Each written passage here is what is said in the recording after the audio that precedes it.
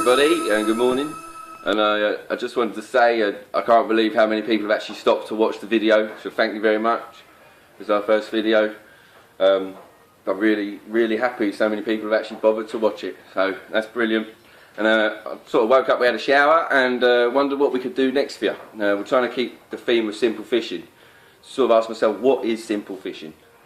And it's basically doing the job properly, but with as little fuss as possible. So I've just had a few ideas for the series, and I think today I'm going to show you 2 knots which I've been using for the entire time I've been fishing, and they haven't failed me. Maybe in my first instance when I first started to tie them, they slipped, but once you get the hang of it and learn how to secure a knot, it won't slip. And there's 2 very basic knots that I'm going to show you today, and hopefully that will help you on your way to not having any knots slip on you.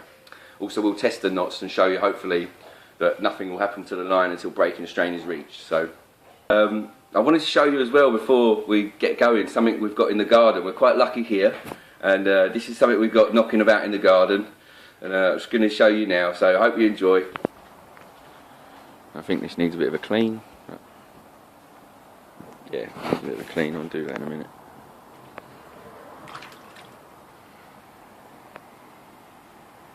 Hello boys.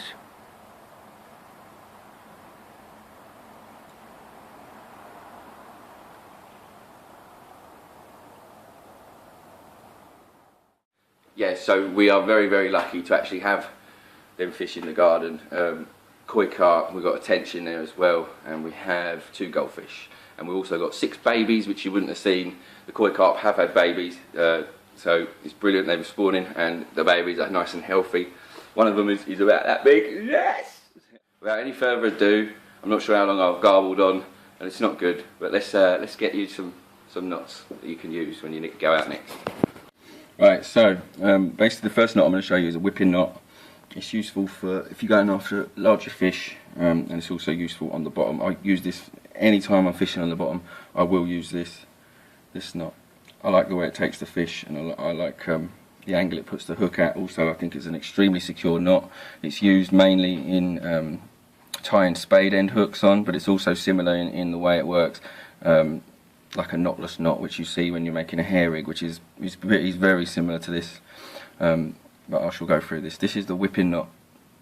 I'm just using a 4-pound monofill because I want to be able to break it at 4 pound. I want to be able to test it and show you that the knot will not go. So I don't know, hopefully you can see this. The reason we got this little X here is just to keep my silly camera in position, so I know exactly where the camera can see.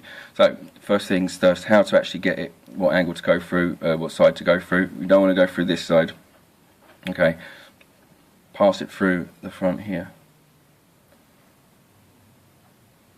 So I'm just trying to watch the camera and do this. I should stop doing that. Right, so now once you've done that, you want to basically make a loop around here. So if you pinch here and bring the line back, you've made the loop here where your hand's holding it, where your fingers are holding. Now you want to whip, literally, that's why it's called the whipping knot. Just whip around this. Now they say 7, I say 8. There's 1, 2, 3. If the whips get too close to the eye, just push it back. 4, 5, 6, 7, 8. That's perfect. Now what you want to do then is just pinch what you've made, and you still have a loop here. Pass this, the free bit of your line, back through the loop. Okay, you want to hold that there then, and you will pull from the rest of the hook length to bring it down. Okay, before you tighten that, as with every single knot you make, before you put any pressure to tighten, please moisten it, because it will stop the heat transferring, and you'll actually end up with a nice solid knot instead of a knot which is going to break because you've actually put too much heat into it and made it brittle. Okay, so now we're going to tighten it up just by pulling the main line. If you had a swivel on the end, pull it from the swivel. And if you're going to pull it, don't just grab one section and pull. pull so you're slipping along it. Otherwise you're going to make that section that you grabbed, you're gonna contort it. Monofil's only got one real good stretch in it before it becomes useless. You don't want to stretch it out, especially not so close to your hook. Right, so that's basically what you've got now. And if you can see it, it's a nice, neat whip. Let's try and get that so you can see it's a nice, neat whip all the way around. Now, what I will do is I'm going to cut that not too close. A lot of people say cut it really close. Why? The fish cannot see this line, the fish cannot see the hook, which is always going to be thicker than your line. The fish is looking at the bait and it's using its senses to smell the bait, etc. So I'm going to cut it, let's say about 3-4 millimeters, maybe less, maybe a bit more, maybe less. You can see I've got a tiny little bit here. Okay, now that's ready and that's not going to slip, and that is called a whipping knot. The reason I like to go through this side is because, as you can see, it sort of closes the hook in. You see how it closes that hook in? So until the strike occurs, you know, your hook, the fish is coming along, it's taking the bait, and your lines are only one way to pull. So you've hooked that fish. Do you know what I mean? Imagine it's on the bottom. If it was to go from the other side, you're actually opening up. You're opening it up. I can't do it because I put it around this side, but you would be opening up. The chance of that fish getting away would be increased, in my opinion. So there's the whipping knot. Easy as that. It's as simple as that. So what I'll show you now will be the half a blood knot variation, which I've been using for a good 15 years or so, and very glad I learned it. It can be used for tying swivels, or it can be used to keep a hook in a perfect line with the hook length, okay, which is good for float fishing. If I was on the bottom, I would use the last one I showed you, the whipping knot, because of the aggressive kink in the line, which will hook the fish. But if I'm float fishing for good bait presentation, I could use this knot. So basically, pass it straight through there, the eye of the hook or the swivel. You want to keep this from getting twisted up as well, because twists are an enemy when you're making a decent knot. So we make this knot by pinching here, just where the swivel is. So it's going to create a loop. Going to go around 8 or 9 times.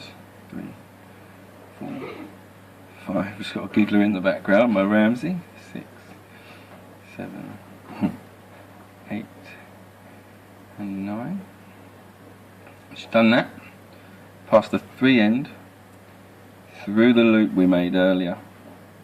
Okay. Once you've done that, you're free to grab that and start to bring it down, working itself in. If you were going to make a tucked blood knot, a tucked half blood knot, you would just go through this loop at the back here. That's where the tuck occurs. You tuck it through there, you get your free end, and you pass it through there. We're not going to do that. Remember, moisten all your knots, and you just want to work it down slowly. You can work it down by pulling on the main line like that, and if it starts to get a bit of resistance, try pulling from the other end of your free end. And when you get that resistance, don't just keep pulling, move it with your hands. Get it so it wants to slip down. Move it towards itself with your hand, with your left hand, or whatever you are, right-handed, left-handed. Get it in position before you attempt that final tighten.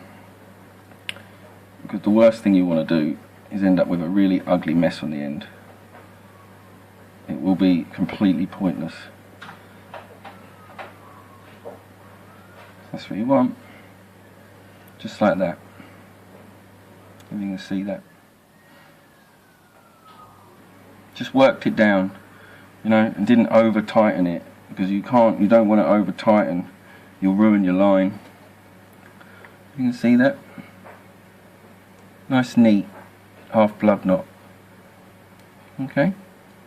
Now then we'll test them on the scales, and you should be able to see they'll take the breaking strain of the line before anything will snap. Sometimes you'll get a snap at the knot, because obviously the weakest point of the line will go first, and you know, you've bent this round, you've created a bit of heat as you pull it down.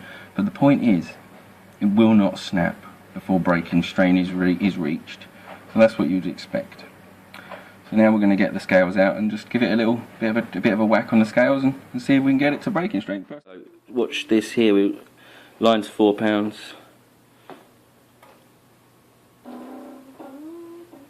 Just over £4. I love it when it goes over what it should. Anyway, so just to prove the point, you know, the knot hasn't gone. It's actually stretched out a bit as you'd expect with monofill, but it hasn't gone. Right, so bearing in mind that we've tested these lines, we've tested the knots on a £4 line because we wanted to be able to break the line so you could see that the knot wouldn't give way. You know, sometimes it does snap on the knot. I've said that, I think. Sometimes it will snap on the knot, but the knot won't slip before breaking strain. It won't slip, it will snap on the knot. At breaking strain, it won't slip, which is what's very important. You don't want your knots to slip. You can expect a line to break at breaking strain because that's what the breaking strain is. Isn't it, Ramsey? No. Yes. So what have we done now? We've hooked up exactly the same knot. Yeah. We're just gonna do it with a swivel. Hook up exactly the same knot, but this breaking strain is much stronger. So we're gonna now see. We're gonna put some real pressure behind this. As you can see, we've cut it. Maybe you can see. I don't think they can. I don't think they can. We've cut it so close that if it's gonna slip, it's gonna slip. We're confident, aren't we? Are we confident? No. I'm going to disagree. Definitely not my PR man. Okay. 5. Ow, it's starting to really hurt. That is really starting to hurt my hand. Let's get the oven glove out. Right, with the oven glove. 5, 10, 11. Oh, definitely strong enough. Definitely strong enough. Now I've reduced turns on this one. This is only 5 turns. 10.